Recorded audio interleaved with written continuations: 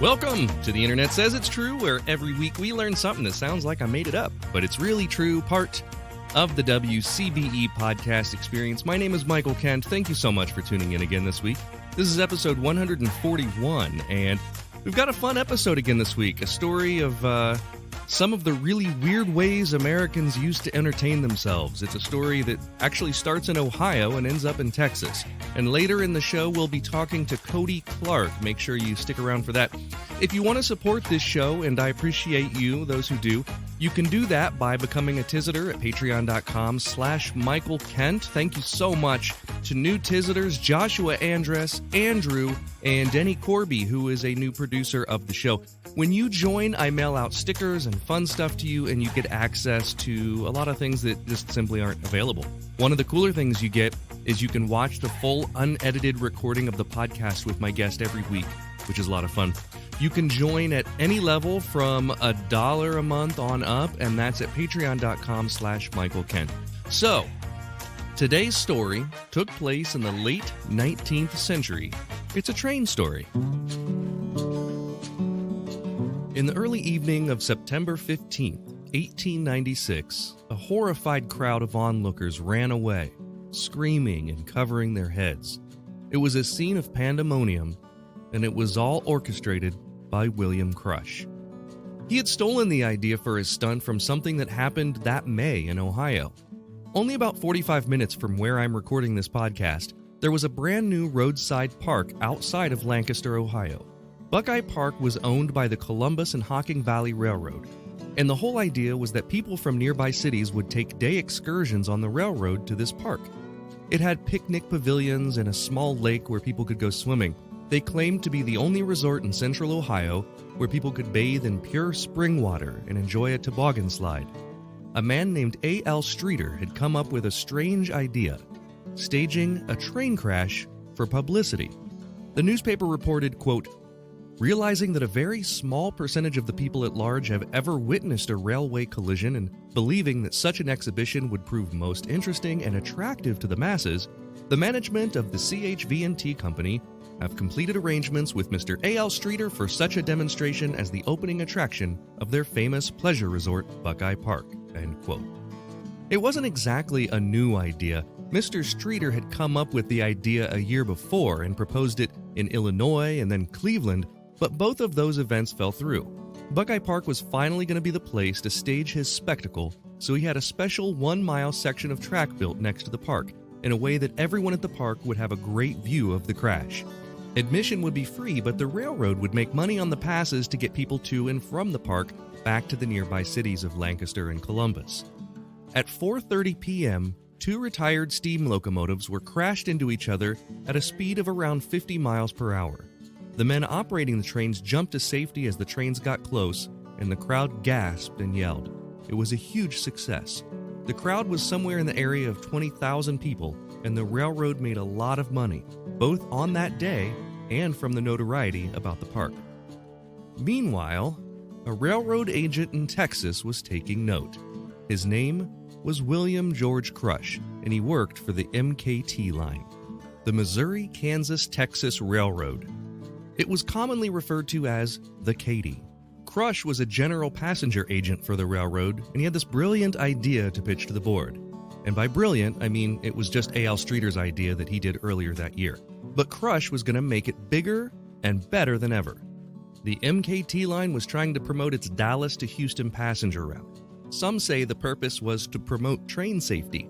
What we do know is that there had been several horrible wrecks on the railroad in recent years, and as the modern marvel of train travel was becoming more commonplace, people were taking trains slightly less. They needed a marketing initiative to reinvigorate the public and make them aware of this MKT line.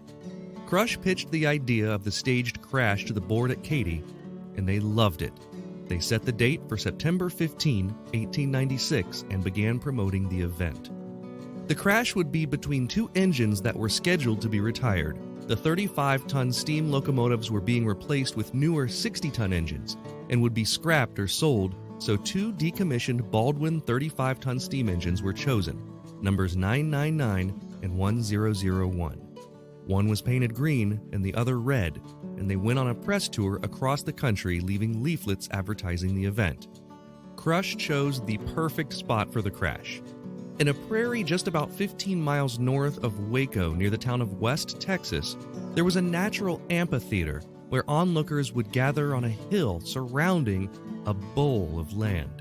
It would be the perfect place for the spectacle to take place, as the crowd could be 200 yards from the crash but still see it perfectly. So the MKT built a spur off their main line that was about 4 miles long. They didn't want this crash to affect their day-to-day operations, so, like in Ohio, the crash would happen on a makeshift rail line created just for this event. Before long, an entire makeshift town had been created there in the middle of nowhere, only connected to society by train. They built a train depot and a 2,100-foot platform, a large grandstand 200 yards away from the tracks, and a press box for photographers just 100 yards away. They dug 2 wells for fresh water. There were even bandstands and stages for politicians to speak. They rented a tent from the Barnum and Bailey Circus and arranged for an entire midway with food, games, carnival attractions, and vendors. The makeshift town was named after the man who put it all together, Crush, Texas. And for that one day, Crush, Texas had the second largest population in the whole state. Because of the lengthy promotion and the trains going across the country to promote this event, people came from as far away as New York City to see what was being advertised as the Crash at Crush. For just $3.50, the MKT line would sell you a round-trip ticket from anywhere in Texas to the city of Crush. On Crash Day, September 15, there were somewhere between 40 and 50,000 people in attendance. 33 trains had arrived 12 minutes apart to bring the people to this event. Others arrived by horse and buggy. It looked like a huge success, but the main event hadn't happened yet. We'll talk about what happened next after a quick break. If you love listening to this podcast every week and you want to show your support, that would mean a great deal to me. You can do that by becoming a Patreon member. We've got members at all levels, whether you want to pledge $1 a month or $10 a month. Just think about the value that you receive from this show. And if you like the histories and the stories that you learn about or the jokes that you hear, and if you think that they're worth it, consider signing up. For that, you get every episode ad-free and a week early, access to bonuses like the unedited videos of the guest appearances, and 20% off all merchandise. You can sign up today at patreon.com/Michael Kent. That's patreon.com/Michael Kent. Hi, this is Sue Foley, inviting you to listen to Music Journeys. Here, local and national artists share how the love of music began and what inspired their latest project. Mike Foley blends it all together with some music. Now, you can't believe him if he says he's related to me and inherited my musical talent, but you can be sure that other Foley will deliver a worthwhile listening experience too. Listen to Music Journeys Saturday mornings at 11:30 on WCBE.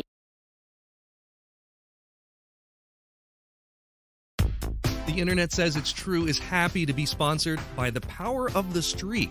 This is an easy-to-read book by author Kara Wood with the best idea yet for consistent exercise and staying motivated over time.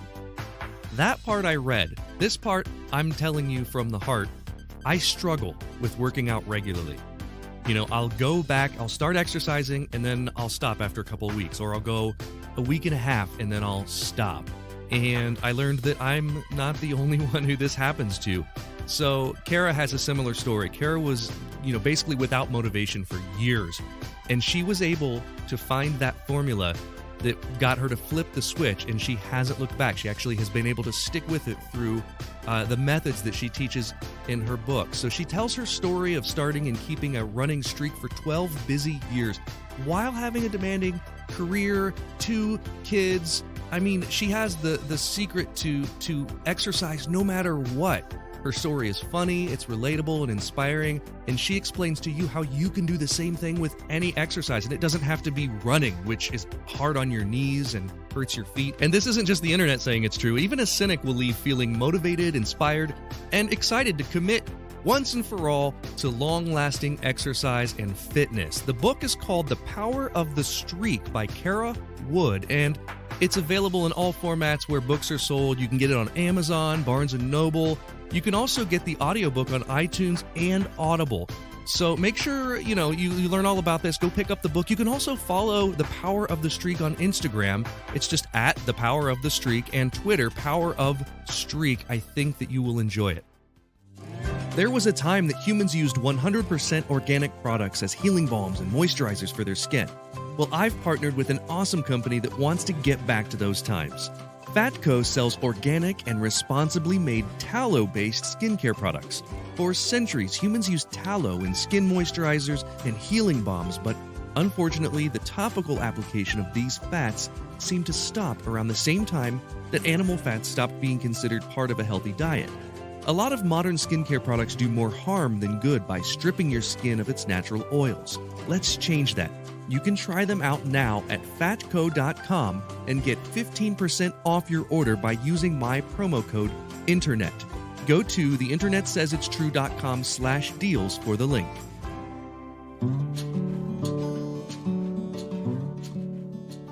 The crowd at the makeshift one-day town of Crush, Texas was at least 40,000 people. So big that the 4 p.m. crash time had to be delayed by an hour because the huge crowd was pushing too close to the railroad track for safety. The local police could barely control this mass of people. At 5 p.m., the trains presented a photo op for photographers. The green and red engines, pulling 3 rail cars each, slowly inched toward each other and met in the middle before the crowd. The engineers got out and shook hands. Then they were slowly backed up 2 miles in each direction, 4 miles between them. William Crush rode back and forth in front of the crowd on a white horse. He had taken every precaution for safety. And those safety precautions included chaining the cars together because the couplers themselves wouldn't hold the cars together during the crash. The cars themselves were filled with railroad ties, presumably to weigh them down and keep them from going flying. The engines themselves were thought to be safe as well, even though they were essentially fast-moving pressure cookers. They were designed to keep the boilers from rupturing, and this was something that the MKT board brought up. They said that a ruptured boiler could act like a bomb. The Cody engineers, however, assured that there was no way the boilers would blow. The track had been prepared with miniature rockets at intervals that would ignite as the trains ran over them, and this was just to help make sure that the trains were traveling at the right speed to meet in the middle. They were just used as signals. So when Crush, on his white horse, dropped his arm with his white hat, that was the signal to both engineers to open the steam to this prearranged setting. They started chugging along, slowly at first, but quickly gaining speed. The track was laid into a bowl, so both trains were running downhill from their starting positions. As they reached around 45 miles an hour, the engineers leapt from their cabins, leaving the empty trains hurling down the track toward each other. Jarvis Dean, a photographer from Waco, was at the photographer's stand just 100 yards from the point of impact. He captured photos of the trains at the moment of impact. The crowd screamed as the 2 35-ton engines sped from each direction and met in front of the crowd in a huge crash at about 58 miles per hour. Shrapnel, huge pieces of steel, an entire half of one of the train's driving wheels, bolts, and broken wood were instantly being thrown toward the crowd. Something had gone horribly wrong. It turns out that the boilers on both of the trains had instantly exploded on impact. It was thought that the trains would just rise up in the center in an inverted V when they hit, but instead, they flattened into each other, causing the boilers to rupture and turned all of the surrounding wood and metal into red-hot missiles flying toward the crowd of people. Jarvis Dean, the photographer, got hit directly in the face with a bolt. It entered his eye and lodged in his brain. The driving wheel that was thrown into the air traveled something like 2,500 feet, landing in the crowd. People ran in every direction. A 10-pound section of brake chain went flying like a red-hot clothesline across the crowd, hitting Ernest Darnell in the head. He was just a teenager and died instantly. Another rocketing piece of steel fractured the skull of John Overstreet's daughter. She survived for around an hour and died on the way home. The official death toll was just 3, but there were dozens more injuries. Pieces of wood and steel ripped into legs and backs. Many others were injured from burns when they scrambled toward the wreckage to grab hot metal souvenirs. As I mentioned before, photographer Jarvis Dean suffered a blow from a flying bolt. it hit him in the eye, and it stuck into his brain. Somehow, he lived and instructed his brothers to continue taking photos for him at the event. He kept living and kept his photography business open until his retirement 5 years later. The brass at the Cody line were angry. Crush had promised a safe event, and instead the headlines in the paper were all about the tragedy. They fired William Crush at the first opportunity. They paid huge settlements to the families of the victims and gave the injured people lifetime passes on the MKT Railroad. The government in Texas used the event to ban staged train wrecks, which, by the way, continued in many other states. But when they looked at the numbers, Crush's event was a huge success. It got the train line in every newspaper, and since the event was an advertised crash, the general public didn't necessarily blame the train line for the injuries and deaths. Train ticket sales in Texas saw a spike. After looking at the event and its success, the Cody line rehired William Crush, who continued working for the company until his retirement in 1940. One strange thing came out of the crash that immortalized it, and I'll leave you with this. The famous ragtime composer Scott Joplin was in the area performing during the crash, and there's some speculation that he was actually at the event. Others just say he heard about it in the local papers. But he was so moved by the event, he wrote a new ragtime piece called The Great Crush Collision March. It's a standard ragtime song, but then, pardon the pun, goes off the rails at the end of each verse as it mimics the sounds heard at the event. And if you listen closely, you'll hear the sounds of the whistles, of the trains hurling toward each other, and of the great crash at Crush.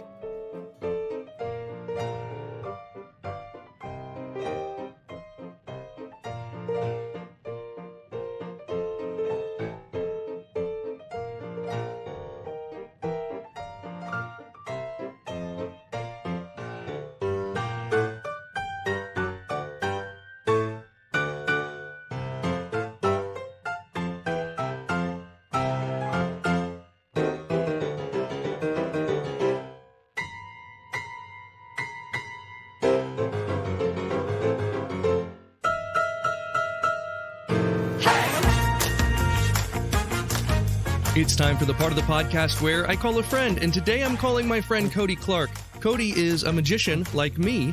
He also works with groups by talking about what it's like to live with autism and how to gain life skills and become a successful adult with disabilities. He also does talks on creating sensory-friendly environments. Cody, it's so great to see you. Always great to hang out with you, Michael, and I appreciate your support from the beginning. Absolutely. Now, I read a little bit of your bio. Did I get that right? Is that pretty accurate as to what you do? Yeah, you hit all the good parts of it, the juicy parts. The juicy parts. Very awesome. Now, the concept that people with autism like trains is maybe a stereotype, right? But for you, it's something that's really true. When I went to the Steamtown National Park last year, and you were like the first person I showed the pictures to, because I know that you're into trains as much as, probably more than I am. And I'm a big fan of trains, have been my whole life. But you are like, you really love trains. Oh, yes. And for me, while it is a stereotype, it's one that's been true since birth. Toss the Tank Engine was actually the train that got me to start walking and talking. And then that led to Lionel trains. And I owe a lot to trains, more so than just knowing the facts. It's more that they brought me out of my shell. That I'd say that's where the love lies. That's pretty cool. Now, Thomas the Tank Engine for you, was that George Carlin or Ringo Starr, or neither? Actually, both. I'd say while I was actually on the earth, George Carlin, but thanks to VHS, I had some VHSs with Ringo, some with George, so I kind of got to compare them both. Nice. It's nice to talk to people that are younger than me that watched VHS, because it makes me feel not so old. Yeah, going to these college shows and hearing all the students be like, what? Yeah. Or even just say, I remember when we had DVD players. That makes me feel old. Yeah, and for a lot of them, they've never even used DVD players. I mean, well, I've got a VHS cassette player literally on the table next to me, and some old VHS cassettes, because I've been trying to digitize some old family home movies and stuff lately. So yeah, the thing of it is, you have to do it in real time. You can't do it like you can a file transfer. You have to sit and watch the stuff. So now what was you've been to that Steamtown National Park that I went to, haven't you, in Scranton? Yep, when I used to tour the Fringe Festival circuit, that was my entry into showbiz, as it is for a lot of our peers. Scranton has a really good fringe. It's a really good quality still. And Scranton's I'd say it's the most underrated town I've been to because it has Steamtown, it has the Houdini Museum, the Coal Mine Museum. It really punches above its weight, but especially Steamtown, which, if you don't know, is like the National Park System's official railway museum. Yeah, it's really neat. You can see historic locomotives, but also the walls are just filled with stories, which is a lot of really neat stuff. Yeah, stories not just of the trains, but of the workers, of the Pullman porters, all the different minority groups who were employed by the railroad, and how that's kind of a bittersweet relationship, but at the same time, one of the first mass employers of minority communities was the railroad. So Absolutely. It's nice to see that positive history. Yeah, really, really true. Now, have you watched? There's a drama show about trains. Now I got to look it up. Common was in it. Hell on Wheels was the name of the TV series. Did you watch that? I've not watched that, but I have heard nothing but good things. It was really good, and it does deal with exactly what you're talking about. You know, the trains coming, the track being laid from the west was a lot of Chinese immigrants, and then from the east, it was being laid with a lot of freedmen and Irish immigrants and different nationalities that were coming from the East Coast. So it was a really interesting conglomeration of minority workers back in the day. So yeah, I used to have model trains, and I really wish I did again. I just don't have room or time for them. I was really big into that. It's not the cheapest hobby either, but I do have a true. 4x8 O gauge layout, and that's one of the biggest reasons I want to be in my own home, so I can give those trains some breathing room. Seriously. And 4x8 O gauge doesn't give you O gauge. For those of you who aren't familiar, it's a larger gauge track. That doesn't give you a lot to work with. 4x8, when you talk about the smaller gauges, you can put a lot on there, but O gauge, you don't have much to build. Yeah, it's just a loop or tube. I'd say the big difference of O gauge versus HO, which would be your gauge if you were more seriously in it. Is that correct, Mike? From what I remember? Yeah, HO was what I did. Yeah. O gauge is more, they embrace the toy side of it more. Like, not everything's 100% realistic. There's all these operating accessories that were kind of, they're a lot like the automatons we study in magic based on their interior workings. A lot of them are actually mechanical, not electric, that as the wheels go down the track. But I have one that's the Roadrunner and the Coyote chasing each other. That's just purely a mechanical work. Okay. And then it's just these tiny solenoids, things that even by today's standards are amazing that they're even technically possible. Yeah, absolutely. Reminds me of some of the old, my dad had some Lionel train stuff when I was a kid, and that's a very similar gauge, similar size, and they also used to do a lot of that old electromechanical works and things. So, well, let's get into our story, Cody. For this question, we're going to play for a joke. So if you get it wrong, you got to tell me a joke, and if you get it right, I have to tell you one. So here is your question.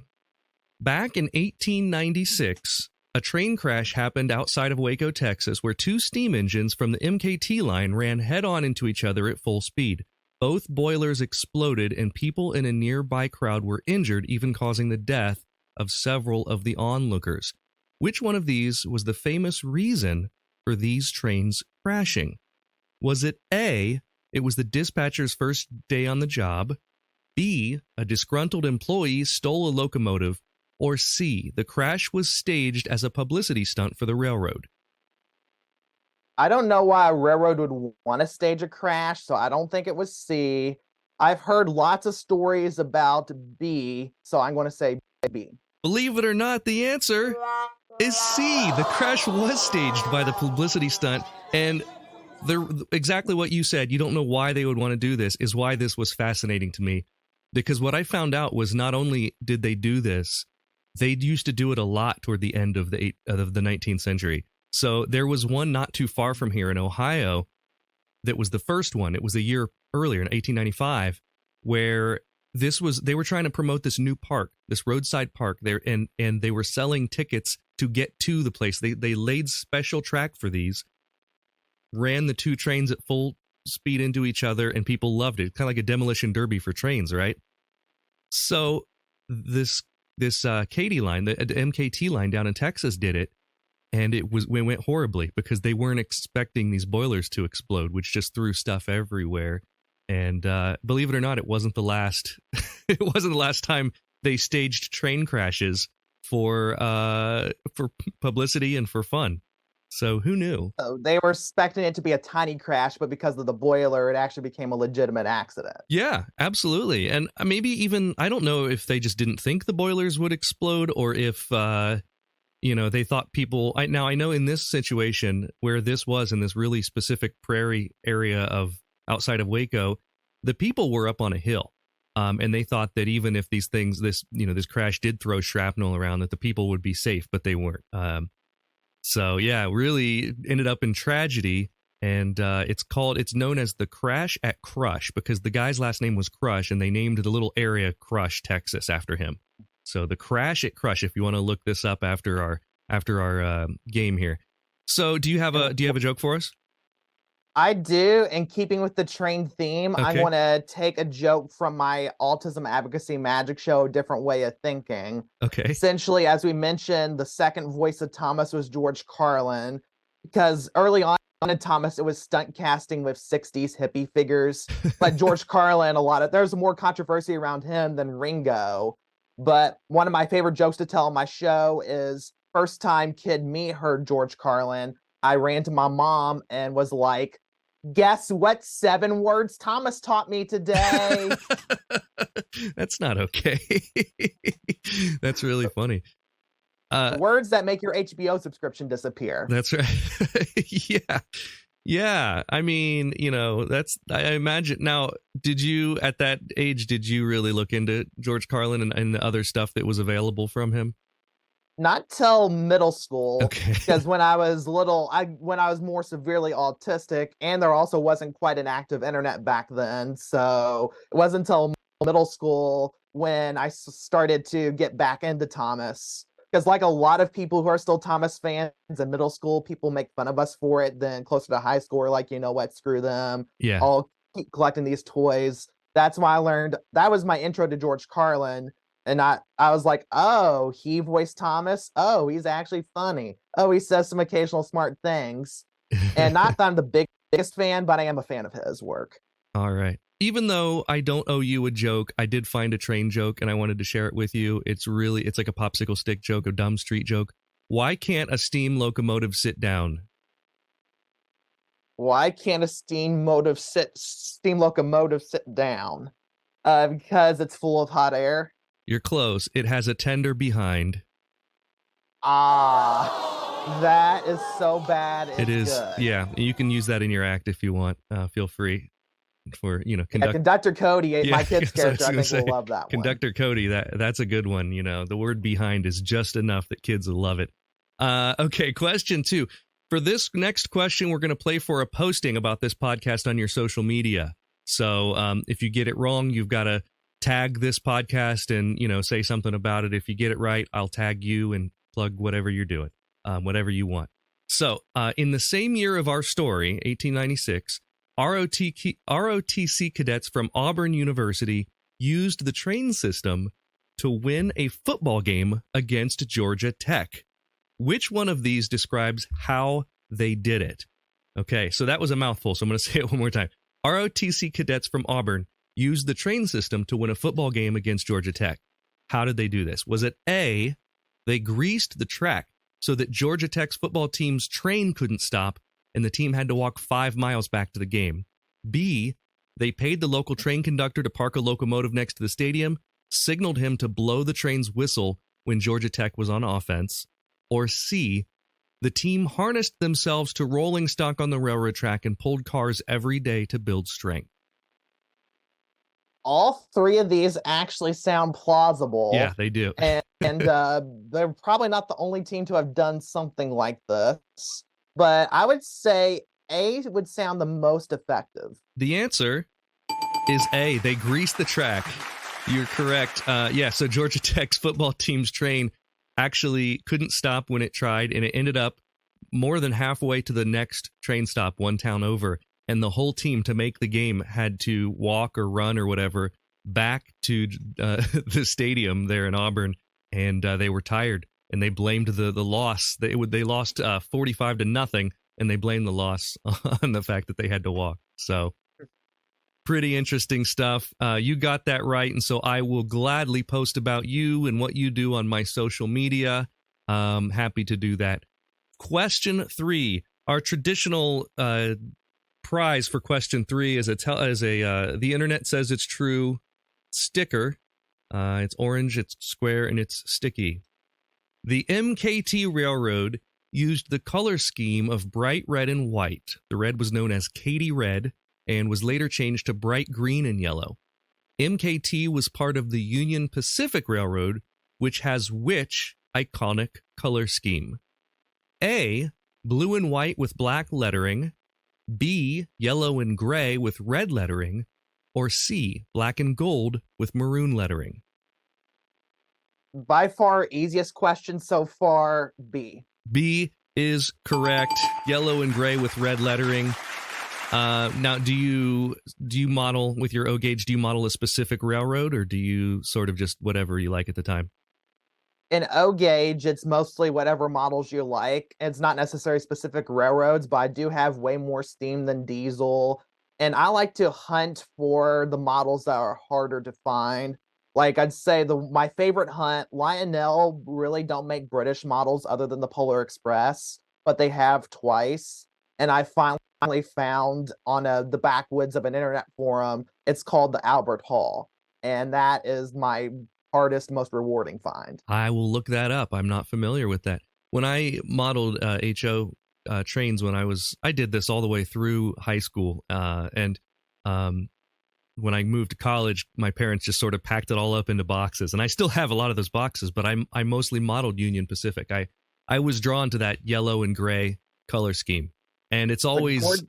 Yeah, and I remember the first few times I did shows out west, and the first times I saw Union Pacific trains in person, and I was a real nerd about it. I was like really freaking out. I was like, oh my gosh, it's a real Union. And now we see them here for whatever reason. I don't know why, but now we see them coming through Ohio all the time. Because they keep buying railroads, and I think they've bought enough it's mostly CSX out in our area, some Norfolk Southern, but I think they bought... don't know which railroad, but a railroad that allows them some eastern access. Yeah, I think so. Now, the official colors haven't changed much since 1934. They call them Armor Yellow and Harbor Mist Gray. Those are the official colors of that yellow and gray railroad. You see the best example of them, I think, once a year when they take their 3 steam engines around. They're actually inspiring the other 2 railroads I mentioned to do their own steam programs as publicity. And they got the Big Boy, which is the largest steam engine in the world. They got the 844, which is technically the only steam engine that's never been retired. Then they got another one. They're all known for being big, and they'll go as east as St. Louis and as west as LA and do a picture tour. That's pretty great. That's usually when you see the yellow and gold passenger cars that are very beautiful. The Big Boy that I saw was the one they had that in the parking lot of the Steamtown National Park. There's a few railway museums that have the static ones. St. Louis's does, Steamtown's does. Then UP has one that they recently, within the past 5 years, got into operating condition again. Wow. Man, and there's one in Cheyenne, Wyoming. I knew you were into trains, but like you're really way more. This is like a serious hobby for you. I will say it's kind of like magicians and the Jaming Room at Magic conventions. You think I know a lot. I may know more than the public, but there are train nerds who make me feel self-conscious when I'm around them. Kind of like there's magicians with decks of cards that can do the moves way better than I can. Totally. Now, have you seen? There's a guy on TikTok that like completely loses his mind when a train goes by because it's like a train that he's been waiting for. I think he might be in the UK. Oh yeah, he's British. Yeah, because sometimes he'll lose his mind over trains that have accidentally perverted names, which especially in Wales is surprisingly common because of Welsh. Yeah. Yeah, really, really fun stuff. And of course, that shows up on my timeline because TikTok just knows. Let's move on. You're 2 for 3 so far. For this question, we're going to play for 70,000 internet points, and you can redeem those however you wish. 70,000 internet points. If I were talking about trains and referred to a clown wagon, what am I talking about?